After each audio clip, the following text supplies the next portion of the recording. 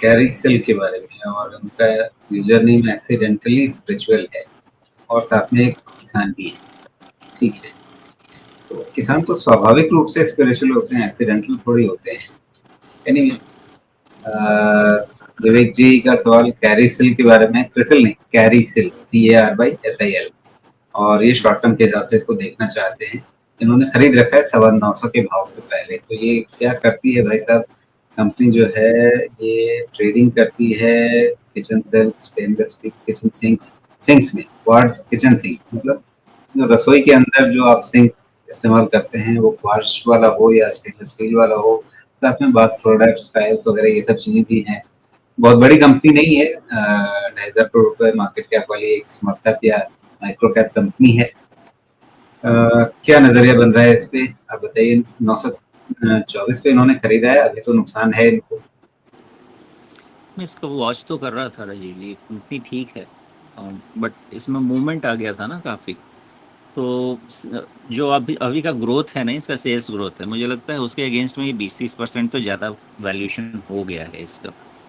आने के समय में of course consumption related discretionary sector में है, तो ग्रोथ तो होगा, लेकिन फ़िलहाल मुझे लग रहा है कि इनके जो वैल्यूएशंस हैं ना, ये ऑलरेडी ग्रोथ को बेक इन कर रहे हैं।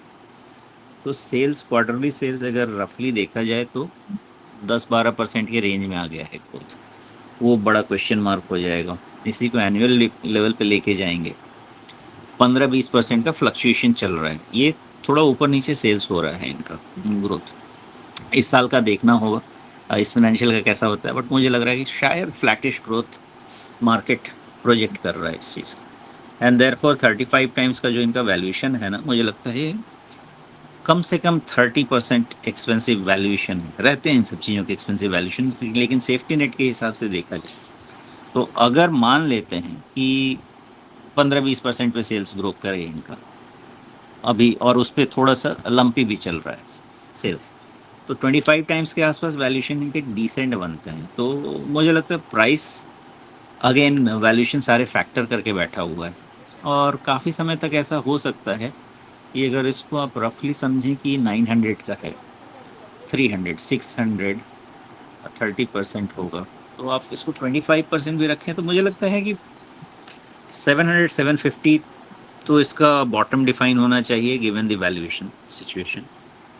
और फॉर द सेम रीज़न इसका अपसाइड भी 1000-1200 के रेंज का डिफाइन होना चाहिए, लेकिन वैल्यूएशन इससे ज़्यादा तो एक्सपैंड ऑलरेडी 30% एक्सपेंसिव है, और जितना भी जाएगा फर्दर एक्सपेंसिव ही होगा गिवन दिस सेल्स।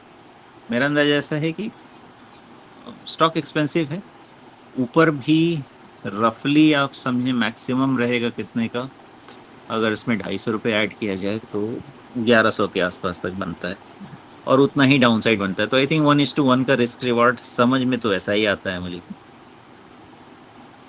जी।